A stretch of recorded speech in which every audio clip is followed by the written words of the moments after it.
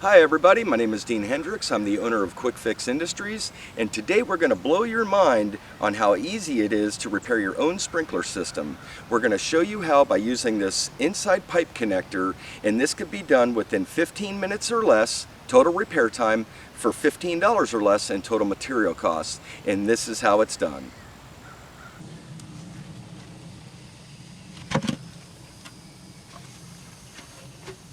So here we have a leak behind a valve in a valve assembly that is so cramped together that we're going to have to get this valve out.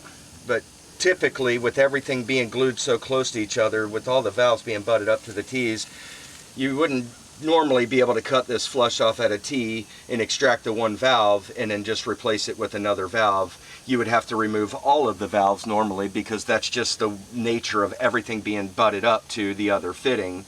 So you generally wouldn't be able to get a coupling on the outside or any more pipe to glue another valve in there. So I'll go ahead and shut down the water and cut this out a little bit and show you how easy this process can be.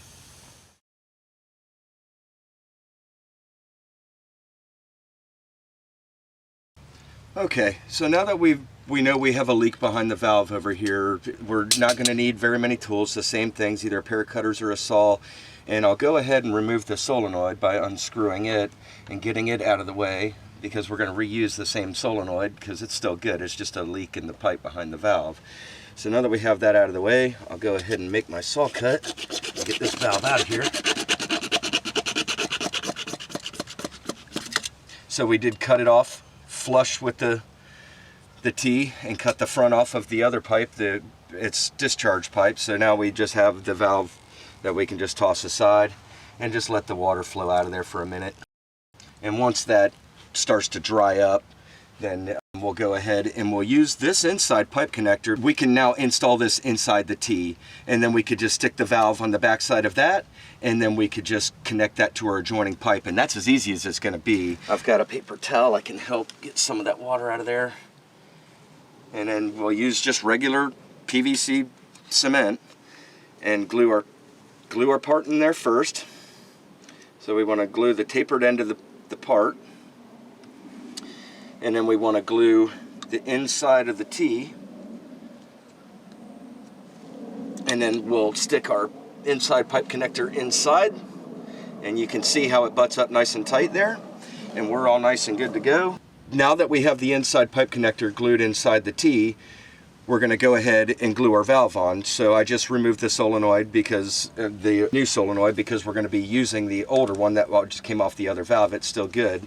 So we'll go ahead and make sure that your arrow is aiming right. The valves usually will tell you, any valve, it's either on the side or in the back or the front, it's going to tell you that this is the back side, and we know that this is the main line side, so the main line goes in the back. So we'll go ahead and glue this guy on inside the valve, the outside of the fitting, and voila, we've got that glued on. We could go ahead and install the solenoid back on it.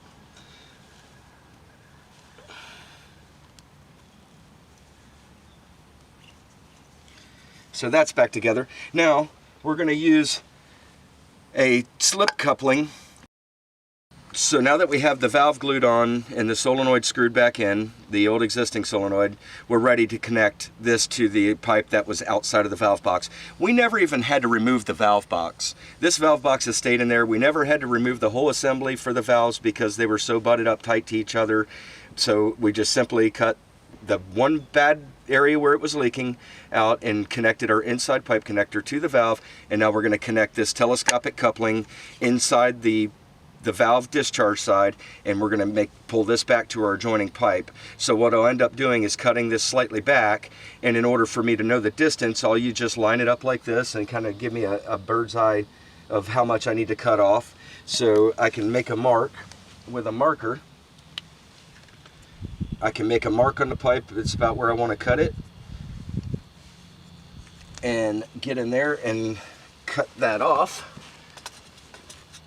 It doesn't have to be perfect, because the slip fix is going to pull out to your adjoining pipe. So now that we have enough space to work with, we'll go ahead and slide this back in, glue this inside the valve. So we glue the slip fix. We glue the inside of the valve. We come over here on the outside of this valve box, and we go ahead and slide that into the valve, twist it, and make sure it's locked tight.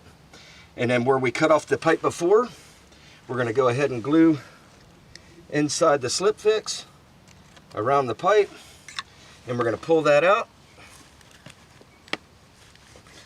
and connect onto it, and just hold it there for a minute. Maybe take some dirt and push it back in the hole just to make sure there's no movement of the pipe. And we're good to go. That was all it took. That is as simple as it gets, using the inside pipe connector, new valve, slip fix to your adjoining pipe. You never have to remove none of the manifold or the box, and you're done.